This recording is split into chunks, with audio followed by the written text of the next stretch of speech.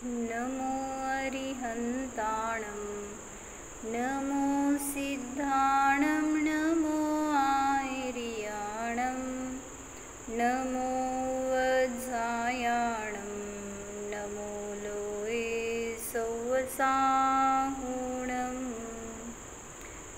अजरमर विकल विकारी अविनाशी अनंत गुणधाम नित्य निरंजन भवदुःखभंजन ज्ञान स्वभावी सिद्ध प्रणाम ज्ञान स्वभावी सिद्ध प्रणाम। जय बोलो अनंतानंद सिद्ध परमेष्ठी भगवान की जय।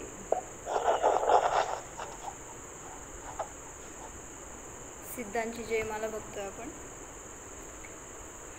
विराग सनातन शांत निरंश निरामय निर्भय निर्मल हंस सुधाम विबोध निधान विमोह प्रसीद विशुद्ध सुसिद्ध समूह विदुरित संस्कृति भाव निरंग समामृत पूरित देव विसंग अबंध कषाय विहीन विमोह प्रसीद विशुद्ध सुसिद्ध समूह निवारित दुष्कृत कर्म विपाश सदामल केवल केली निवास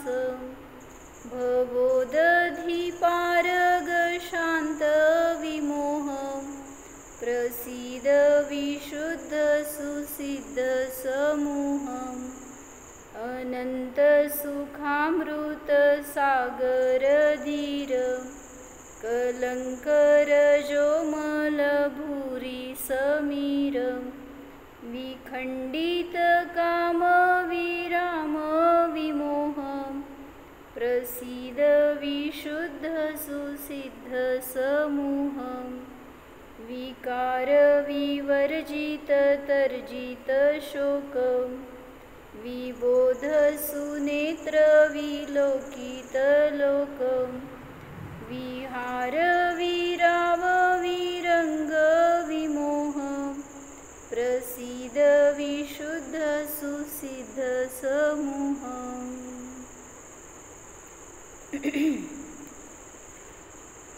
क्या बताया था इसमें? सिद्ध का स्वरूप कैसा है? तो सिद्ध कषायों से अतीत हो गए हैं, कर्म से अतीत हो गए हैं, 9 कषायों से अतीत हो गए हैं, संसार से अतीत है, सभी संबंधों से अतीत हो गए हैं, शरीर से अतीत हो गए हैं। ऐसे सिद्ध भगवान हमारे लिए आदर्श है, क्योंकि हमारा भी स्वरूप वैसा ही है। हम भी कैसे हैं? कर्मातीत है, शरीरातीत है, सभी संबंधों से अतीत है, सभी गति से पर्यायों से अतीत है। ऐसा मेरा सिद्ध स्वभाव है। ऐसी अगर भाववासना करेंगे तो हमें भी उस सिद्ध पद की प्राप्ति सहज रीति से हो सकती है। तो यहाँ पे 5वें नंबर का काव्य है, उसका अर्थ देख रहे थे हम। क्या बताया था उसमें? कैसे है सिद्ध प्रभु? विकार से रहित है, क्योंकि विकार उसी को होगा जिसकी दृष्टि पर की तरफ होगी। विकार की उत्पत्ति किसको होती है?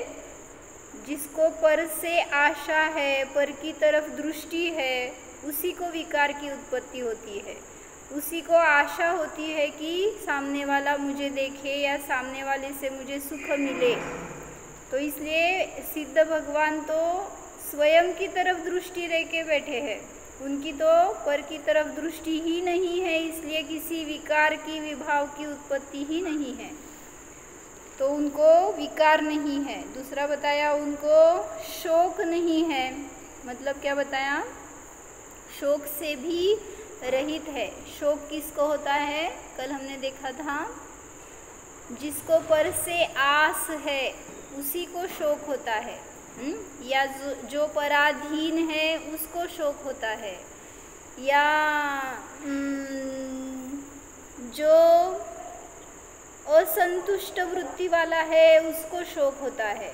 बराबर है। जैसे आपको बहुत पैसा चाहिए और मिला भी आपको, आपके दुकान में ऐसे कस्टमर आए और उनसे आपको लाभ भी हुआ, लेकिन उसी टाइम पे समझ में आ गया कि आपके सामने वाले दुकानदार को आपसे डबल प्रॉफिट हो गया है। क्या करते हैं आप? आपको जो मिला उसका आनंद नहीं करते, जो सामने वाले को लाभ अधिक हो गया है उस पर शोक करते हैं। तो आपने किसका भोग लिया? उस आनंद का भोग तो रह गया, शोक का ही भोग करते रहे। इसलिए पर की तरफ दृष्टि होती है तो भी शोक होता है, ऐसे बता रहे। आगे बताया विबोध सुनेत्र विलोकित लोक, मतलब क्या देखा था इसका अर्थ हमने, जिसके नेत्र विशेष बोध रूप है। मतलब विशेष बोध यानी केवल ज्ञान, विशेष ज्ञान, जिनका ज्ञान संपूर्ण प्रकट हो गया है, ऐसा विशेष बोध ही जिनके नेत्र है, जिससे वो अवलोकन करते हैं, ऐसे वो सिद्ध भगवान है। तो उस नेत्र से वो किसको देखते हैं? विलोकित लोक, विलोकित यानी देख लिया है, लोक यानी पूरा, 3 लोक और अलोक पूरा लेना। तो जिन्होंने अपने विशेष बोध से लोक और अलोक को देख लिया है, जान लिया है, उनको तो अभी बताओ, उनको कौन सी इंद्रियां कार्यरत है? जो सिद्ध भगवान है वो कौन सी इंद्रियों से देखते हैं? हाँ, इंद्रिया तो नहीं है, फिर नेत्र की उपमा क्यों दी? इंद्रियातीत है वो, तो उनको नेत्र की उपमा क्यों दी? उनको तो नेत्र नहीं है। तो आपको समझने के लिए बता रहे हैं कि आपके पास नेत्र है, तो आप नेत्र का वापर क्या करते हैं? स्व का रूप देखते हैं, पर का रूप देखते हैं। तो इसी तरह ज्ञान भी स्व पर प्रकाशी है। इसलिए और एक बात क्या बताई, क्या बताना है मुझे? ज्ञान को नेत्र की उपमा क्यों दी?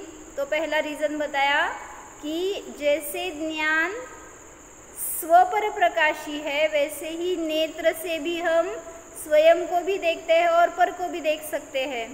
तो इस तरह ज्ञान भी स्व पर प्रकाशी है, इसलिए ज्ञान को नेत्र की उपमा दी।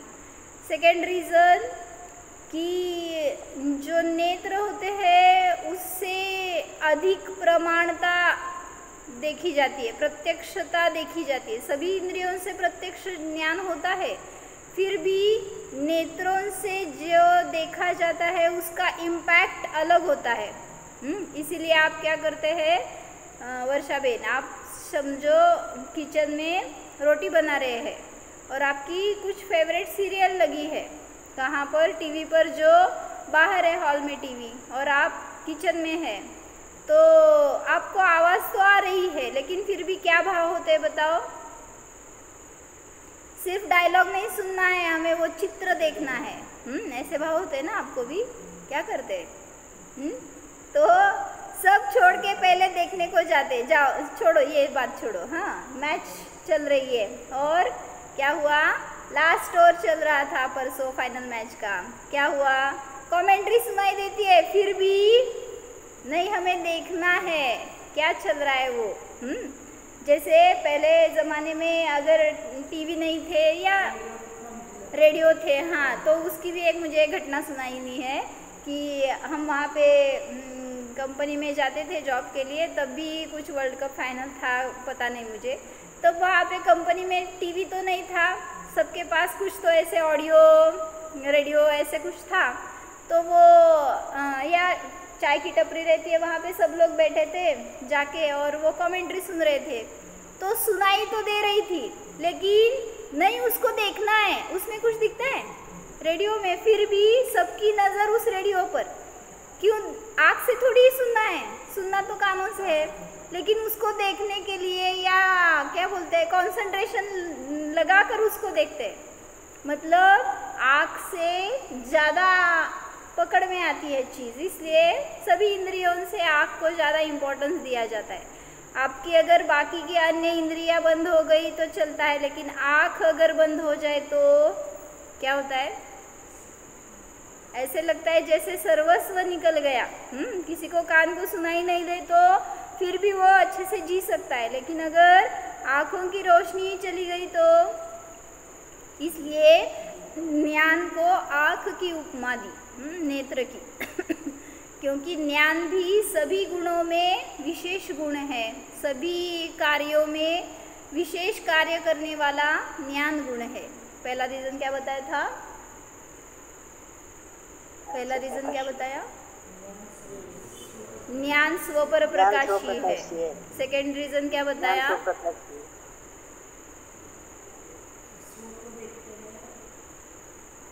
वो तो पहले में ही आ गया ना, जैसे नेत्र से स्व को देखते हैं वैसे स्व और पर को देखते हैं नेत्र से, वैसे ही ज्ञान से हम स्व को और पर दोनों को प्रकाशित करते हैं। सेकेंड रीजन क्या बताया?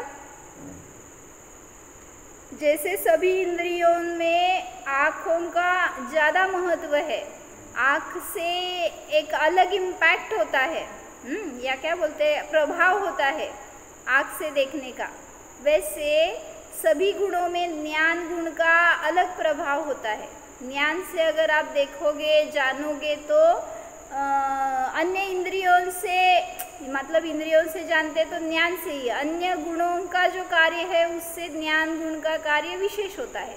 इसलिए ज्ञान का और नेत्र का ऐसे रिलेशन बताया यहाँ पे। तीसरा रीज़न बताया कि नेत्र से जो देखा जाता है उसको प्रमाण बोलते हैं आप, इसीलिए क्या बोलते हैं उसको? चष्मदी गवा, कैसा काय म्हणायचं? चष्मदी, चष्मदीश काय म्हणायचं? कसलं हो? चष्मदीत गवा, समजून घ्या काय असेल ते। मतलब क्या होता है उसका अर्थ? हाँ, तो जिसने देखा है वो है ना, मराठी ट्रांसलेट करा। चष्मदीत गवा म्हणजे काय? आय विटनेस। आय विटनेस, हाँ, मी मराठीत ट्रांसलेट करा म्हणलं तर मराठीत सांगते आय विटनेस। रहने दो। तो आपको समझ में आ गया ना कि जो सामने जो कोई इंसिडेंस हुआ है उसका जो प्रत्यक्ष देखने वाला था उसका ज़्यादा इम्पोर्टेंस रहता है, या उससे प्रमाणता फिक्स की जाती है कि सच में ऐसा हुआ है या नहीं हुआ है। तो इसलिए हाँ, उसकी साक्ष्य प्रमाण ली जाती है। इसी तरह ज्ञान में भी प्रमाणता है, प्रमाण और प्रामाण्य की व्यवस्था ज्ञान में है, अन्य गुणों में नहीं है। इसलिए भी ज्ञान को नेत्र की उपमा दी जाती है। चौथा बताया रीजन क्या कि जो आँखें हैं तो आँखों से अर्थावग्रह होता है। मतलब क्या? जो आपने चीज़ देखी है तो उसका अवग्रह होगा, इहा आवाय धारणा, और कालांतर में भी वो ज्ञान विस्मृत नहीं होगा जो आपने आँखों से देखा है। इसीलिए तो हम बोलते हैं बार बार आप शास्त्र लेकर बैठो, शास्त्र में से पढ़ो। अगर आप सिर्फ सुनेंगे ना तो वो ज्ञान वोलेटाइल होता है, ऐसे बोलते हैं। मतलब यहाँ से अंदर जाएगा, उधर से बाहर निकल जाएगा या विस्मृत हो जाएगा। कान से सुनेंगे सिर्फ तो उसकी धारणा ज़्यादा नहीं रहती, लेकिन जो आँखों से देखकर, पढ़कर या समझकर हम काम करते हैं या समझने की कोशिश करते हैं तो उसकी धारणा अधिक काल तक रहती है।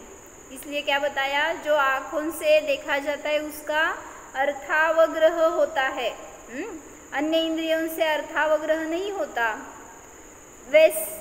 अर्थावग्रह यानी उसका ज्ञान दीर्घ काल तक विस्मृत नहीं होगा, विस्मरण नहीं होगा उसका। जो भी आपने जाना है ना आँखों से, तो वो अवग्रह, इहा, आवाय, धारणा, स्मरण, ऐसे दीर्घ काल तक उसका आपके पास ज्ञान रहेगा।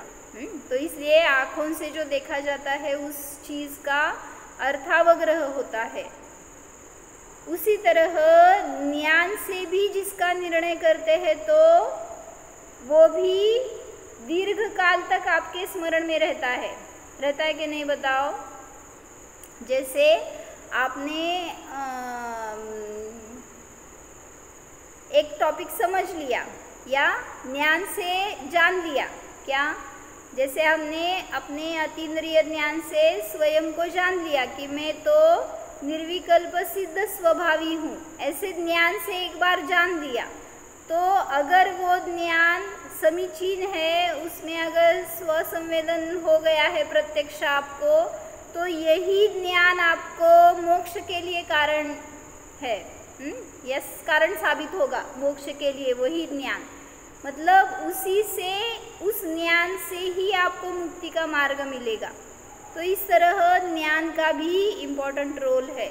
जैसे आँखों का अन्य इंद्रियों से अधिक ज़्यादा इम्पोर्टेंस है, वैसे ही अन्य गुणों से ज्ञान को अधिक महत्व है। तो इसलिए विबोध सुनेत्र ऐसी उपमा दी गई, मतलब ज्ञान को नेत्र की उपमा दी जाती है।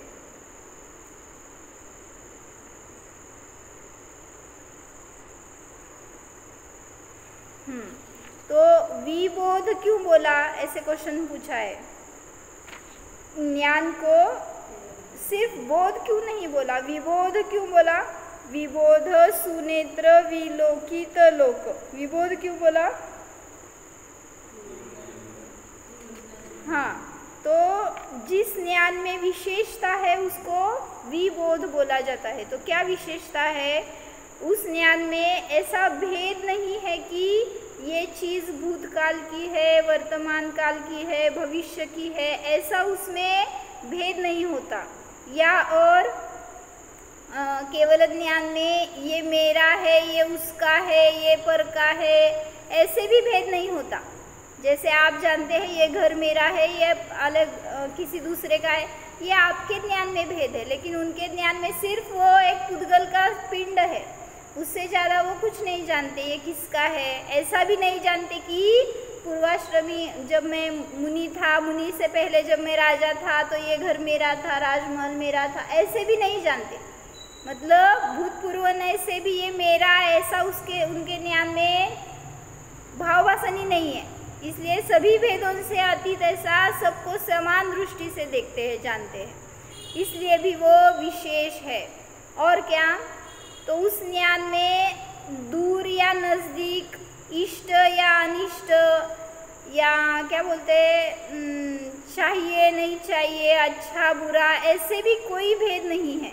इसलिए वो ज्ञान विशेष है। जिस ज्ञान में कोई भी विकल्प, कोई भी भेद नहीं है, तो वो ज्ञान विशेष कहा जाता है। तो ऐसा केवल ज्ञान का स्वरूप है। तो उस ज्ञान से इसीलिए उसमें 3 लोग झलकने की पात्रता प्रकट हो गई, क्योंकि उस ज्ञान में चंचलता नहीं है। कल हमने क्या देखा था, एक वर्ड, आप संसार में रहते हैं तो कैसे रहना चाहिए आपको, क्या बताया था? हाँ, व्यस्त राहिलं तर चालेल पण व्यग्रता नको। हाँ, व्यस्त रहो लेकिन व्यग्र न रहो। क्या अर्थ बताया था उसका? बर, हाँ, नाही, व्यग्रता म्हणजे काय हो? व्यस्त मतलब क्या और व्यग्र मतलब क्या? थांब आता सांगते. पूनम. व्यस्त व्यस्त म्हणजे परिग्रह आपल्यात नाही, आणि व्यग्र म्हणजे परिग्रह आपल्यात मिसळून बघणे, म्हणजे त्याच्यात इन्व्हॉल्व होणे. उलट थांब काय सांगायचंय? व्यग्र म्हणजे व्यस्त म्हणजे काय? परिग्रह. थांब दोन्हीकडे परिग्रह आहे, नाही असं नाही. कारण तुम्ही संसारी आहे तर संसारी जीव व्यस्त तर असतो, व्यग्र तर असतो. ते मुनी त्यागी व्यस्त पण नसतात, व्यग्र पण नसतात. म्हणजे मतलब क्या बताना है? हां, सांगताय का वर्षाबेन? आओ ते म्यूट आहे तुमचा आवाज, म्यूट काढावा लागेल तुम्हाला. हां, ते कसं काढायचं तर तुमचं मला नाही माहिती, तुम्ही काय करताय. ए भैया म्यूट काढून दे की.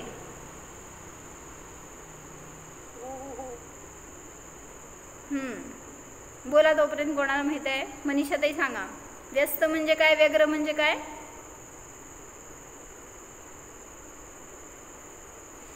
दर्शू.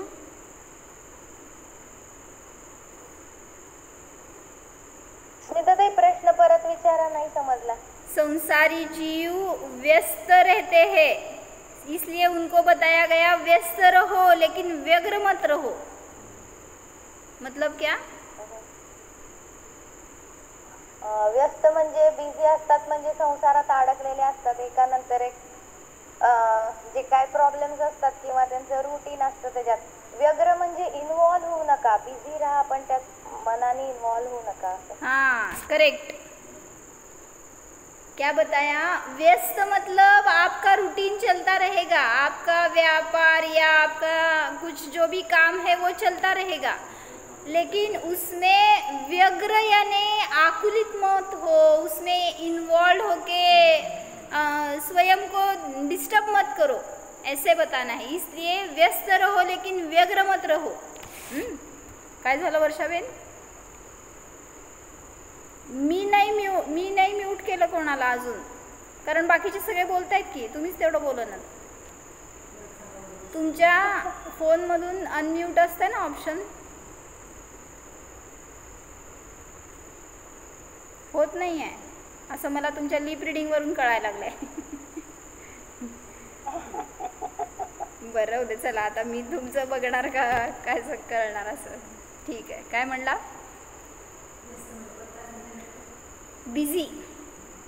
व्यस्त म्हणजे तुमच्या संसारात तुम्ही बिझी राहता की राहणार. प्रत्येक संसारी जीव आपल्या कार्यामध्ये बिझी राहणार, पण ते कार्य आपल्या ज्ञानात घुसवलात ना तर तिथं व्यग्रता होते. म्हणजे काय?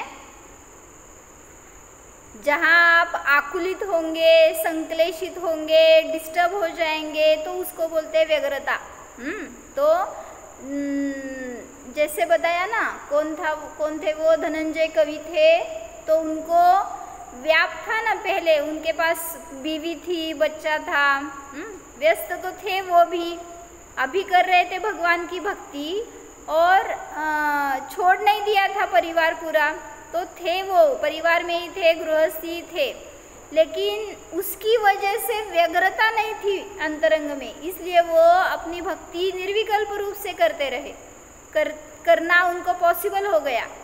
वैसे आप भी बता रहे हैं, आपको भी कुछ बिजनेस में लॉस होगा या कुछ इष्ट वियोग होगा या आपत्ति आएगी, जो भी होगा, अगर आप उसमें व्यग्र हो जाते हैं तो आपको बहुत दुख भोगना पड़ेगा. इसलिए बताते हैं, चलता है, सभी चलता है रूटीन. पुण्य का उदय आएगा तो वो जाएगा भी, पाप का उदय आएगा तो वो जाएगा भी, लेकिन आप क्या करते हैं? पुण्य का उदय मुझे निरंतर रहे, ऐसा चाहिए कि नहीं चाहिए? वो तो बोलो. पुण्य का ही उदय चाहिए मुझे, पाप का उदय नहीं आना चाहिए. ये इच्छा है ना आपकी, तो आप उसमें इन्वॉल्व हो गए. ये ऐसा चाहिए, ऐसा नहीं चाहिए, नहीं आता नहीं रहे ना. जो भी उदय आता है उसमें मैं जानने वाला हूँ, ऐसी आपकी अगर परिणति हो तो व्यग्रता नहीं होगी. लेकिन ये ऐसा क्यों हो गया, ऐसा होना चाहिए था, ये होगी व्यग्रता. तो इसलिए आप अगर संसार में रहते तो व्यग्र मत हो, तभी मोक्ष का पुरुषार्थ कर सकते हैं, तभी आपको निर्विकल्प स्वभाव का अनुभव हो सकता है. तो जो चंदना थी, सॉरी अंजना, काय चंदना येते माझ्या तोंडात सारखं, त्या चंदनेचीच वाचायची आहे पहिला दिसते, अंजनेचं का तोंडात येते वर्ड. तो चंदना कहाँ तक थी, वो सेठ जी के साथ बाजार से घर में गई ना, घर को लेके गए वो सेठ जी उसको, कितने में खरीद कर, 5 लाख सुवर्ण मोहरा, इतने में खरीद कर वो घर लेके गए. और उनकी बुद्धि क्या थी उसकी तरफ, उसको उन्होंने धर्मपुत्री करके स्वीकार किया था, बाकी उनकी कोई गलत दृष्टि नहीं थी, वात्सल्य का ही भाव था. 1-2 अच्छे सेंटेंस क्या बताए थे और एक बार रिपीट करते हैं हम, कोई अगर नया हो तो सुन सकते हैं. धर्मी जीव धन वैभव को पाने से खुश नहीं होते, बल्कि धर्म, धर्मायतन और धर्मी जीवों के प्रति सर्वस्व अर्पित करने में खुश होते हैं. काल लिहिलंय आपण वाक्य, तेच वाचते. धर्मी जीव धन वैभव को पाने से खुश नहीं होते, बल्कि धर्म, धर्मायतन, धर्मी जीवों के प्रति सर्वस्व अर्पित करने में खुश होते हैं. मतलब आपके पास जो भी है वो आपको दान देने की इच्छा या सर्वस्व उनके ऊपर लुटाने की इच्छा होती है तो खुश होते हैं. वो कौन होते हैं, वो धर्मी जीव होते हैं, जिनके पास ऐसे भाव होते हैं, जिनको धर्म के प्रति समर्पण होता है, धर्मायतन के प्रति होता है, धर्मी जीवों के प्रति समर्पण होता है, तो उसमें उनको खुशी होती है. तो ये एक वाक्य सेंटेंस बताया था. और क्या बताया था अच्छे से सेंटेंस,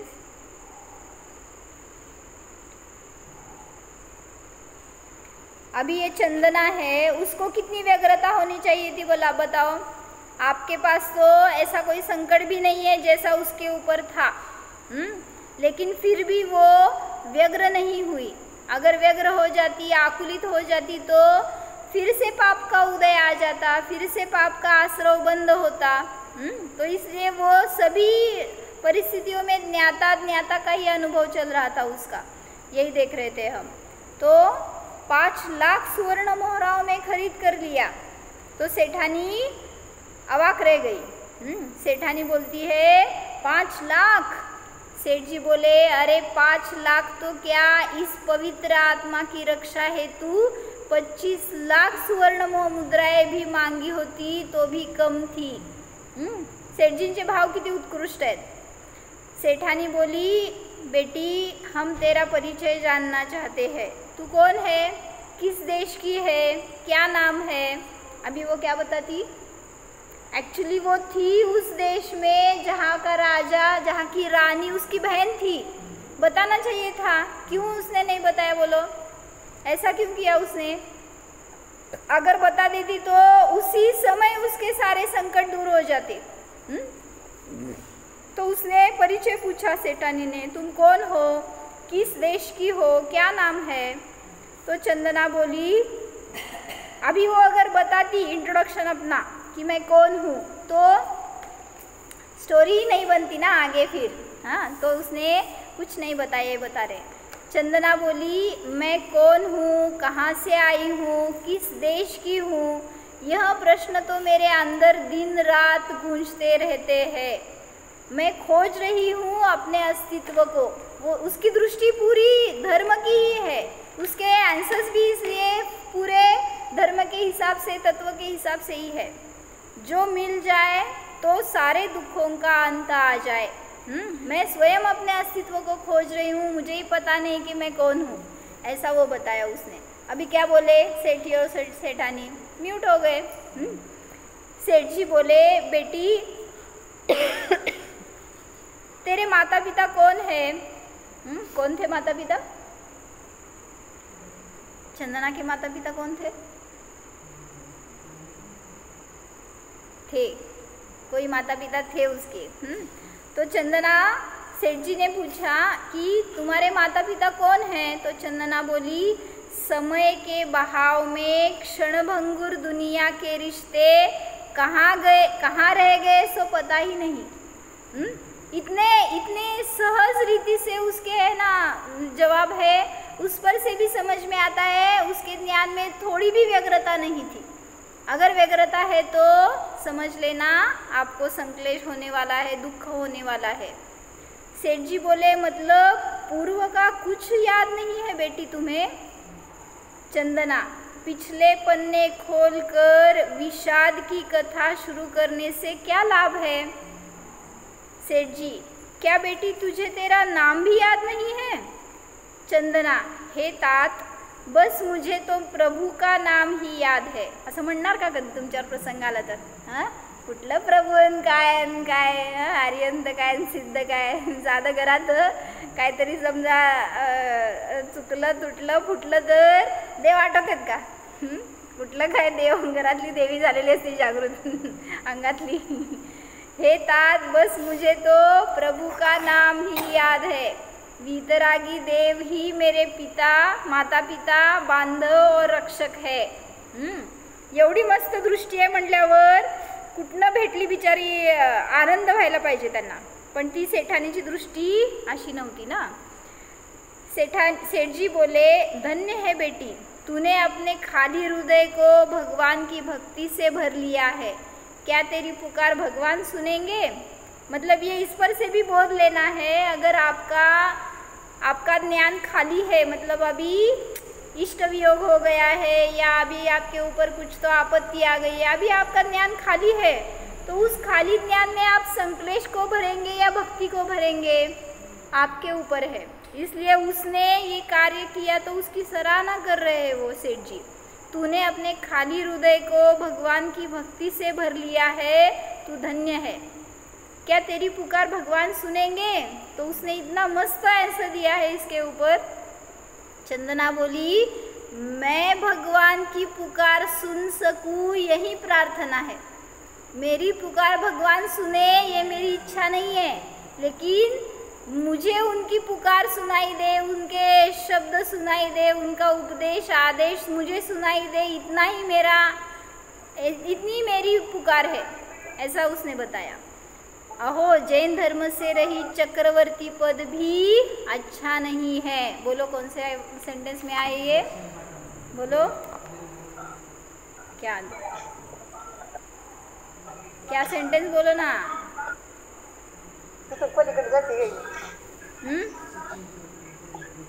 हाँ, सच्ची टोपी या सच्चे टोपी ऐसे भी आता है. सच्ची टोपी दरिद्रोपी जिन धर्मे निवासितः, मतलब उसके पहले का वाक्य क्या है?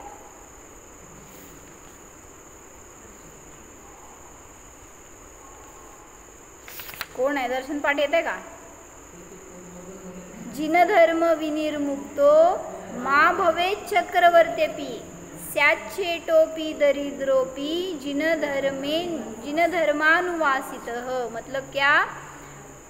जिन धर्म विनिर्मुक्तो, जिन धर्म से रहित, चक्रवर्ती पद भी माँ भवेत, मुझे नहीं चाहिए, मुझे ना मिले, मतलब मुझे धर्म ही मिले, ऐसी भावना निरंतर करो. आप भी, आप क्या करते हो? दुकान में बैठते हो तो मैं चक्रवर्ती बनूं, घर में आते हैं तो मैं यहाँ का लीडर बनूं, मंदिर में आते हैं तो देव बनूं. सभी तरफ आपके अलग अलग क्या बोलते हैं, एम्बिशन है, तो एक भी नहीं प्राप्त होगा आपको. इसलिए एक ही ऐसी इच्छा की कहीं पर भी जाओ, कुछ भी प्राप्त हो न हो, लेकिन मुझे जिन धर्म ही मिले. जिन धर्म विनिर्मुक्तो, जिन धर्म से रहित चक्रवर्ती पद भी मुझे ना मिले, माँ भवेत, नहीं चाहिए या न हो. स्याच्छेटोपी दरिद्रोपी, मैं किसी का सेवक भी बन जाऊं या दरिद्र भी हो जाऊं, लेकिन जिन धर्म में ही मेरा निवास रहे.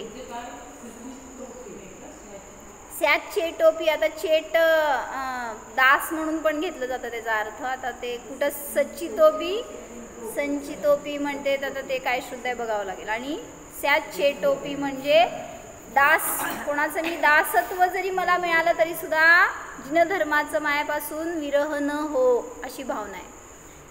अहो, जैन धर्म से रहित चक्रवर्ती पद भी अच्छा नहीं है, भले ही दासीपना हो, परंतु जैन धर्म से सहित हो तो वह भी अच्छा है। क्यों अच्छा है? दासी होना अच्छा है आपके लिए कि चक्रवर्ती की रानी होना अच्छा है? हाँ, जिन धर्म है तो जिनेंद्र भगवान का सानिध्य मिलेगा, और अगर पट्टारानी बनेंगे तो उस भोगों में ही आसक्त रहेंगे, उस वैभव की ही चाह रहेगी, वही उसी तरफ दृष्टि रहेगी, और जितना प्रतिकूलता रहेगी ना तो उतना आप जिन धर्म में जिनेंद्र भगवान के साथ उनके निकट रहेंगे। तो इसलिए बता रही है वो, कुछ भी हो जाए लेकिन मुझे मेरा धर्म प्रिय है, उसी के साथ मैं रहूं, यही भावना है। ये इतना उनका संवाद हो गया। उसके बाद कुछ दिनों से मेरा मन अलग, कुछ दिनों की बात है ये। कुछ दिनों से मेरा मन आशंकाओं से घिर जाता था। मुझे ज्ञात हो रहा था कि अभी मेरे दुर्भाग्य का अंत नहीं आया है। कौन बोल रहा है ये? चंदना स्वयं से बोल रही है कि अभी मेरे पाप का अंत नहीं हुआ, ऐसे मुझे लग रहा है। सेठानी के मन में शंकाओं के अंकुर उपजने लगे। संदेह उस अमरवेल के समान है जो बिना जड़ के ही होती है। देखिए आपने अमरवेल कैसी होती है? हमारे यहाँ पे आओ, बहुत मिलेंगे आपको देखने के लिए। मतलब वो किसी भी वृक्ष पर जाती है तो उसका अस्तित्व ही नहीं दिखता बाद में, उस वृक्ष का, उसके ऊपर पूरा वो फैल जाती है, ऐसी वो लता रहती है। संदेह उस अमरवेल के समान है जो बिना जड़ के ही होती है और दूसरों के सहारे पनपती है। संदेह का बीज पनपता शीघ्र है पर नष्ट मुश्किल से होता है। क्या बताया? अगर आपके मन में संदेह हो गया तो वो उत्पन्न होने में देर नहीं लगती, लेकिन वो नष्ट होने में कहाँ पे संदेह होता है बताओ आपको? एग्जाम्पल समझो, इन केस आपका कोई गहना गुम हो गया, क्या होता है? किसके ऊपर आ गया संदेह? हां, लगे सगळ्याला तेच माहित आहे। बिचारे प्रामाणिक असतात पण फुक्कट तुमच्या शंकेचे शिकार बनते। तुमच्या डाव्या हाताने कुठे तरी ठेवलेला असता, हां मी म्हणा मी, हां तर हां तो हाँ, तो इसलिए ज्ञानी हो या अज्ञानी सभी जीव यही कर रहे हैं। क्या कर रहे हैं? संदेह करते हैं तो उसी में अंत हो जाता है रिलेशन का। जस्ट संदेह, जैसे एक परिवार है, उनके यहाँ पे संदेह हो गया। दो भाई थे वहाँ पे बिजनेस में, पार्टनरशिप में बिजनेस करते थे और उनमें एक को लॉस हो रहा था और दूसरे को प्रॉफिट हो रहा था। तो पैसा किधर जाता है? तो उसने किसके ऊपर संदेह किया?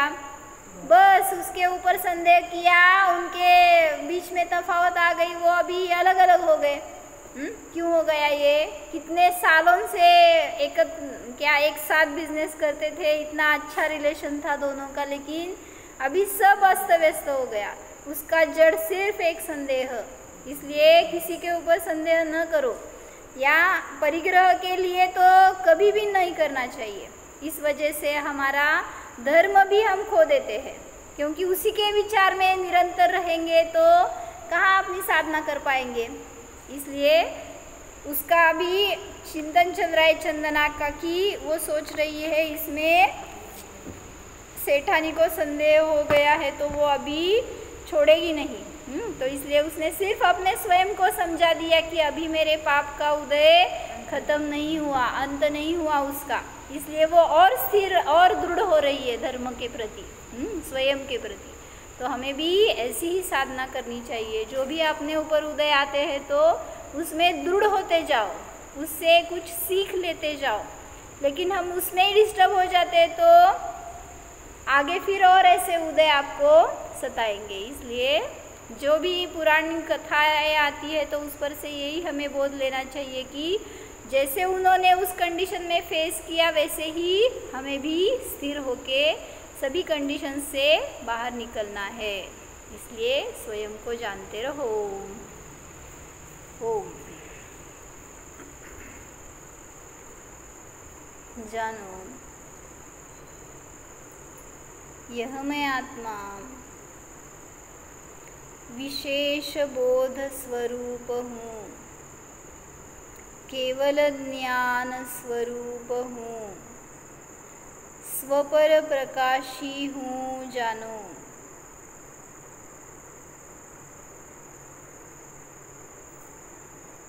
मेरा ज्ञान इंद्रियों के अधीन नहीं है, परद्रव्य के अधीन नहीं है।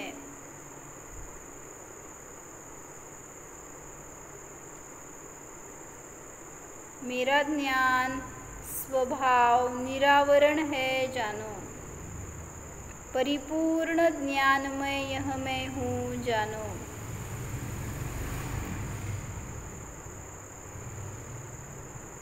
असंख्यात प्रदेश यही मेरा लोक है, यही मेरा विश्व है, यही मेरा घर है।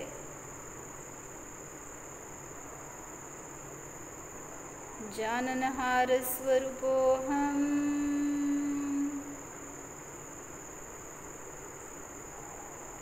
संदेहरहितोऽहम्,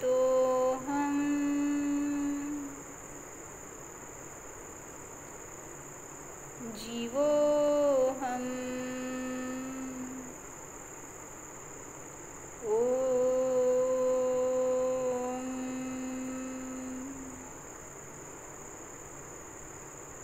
विसर्जन।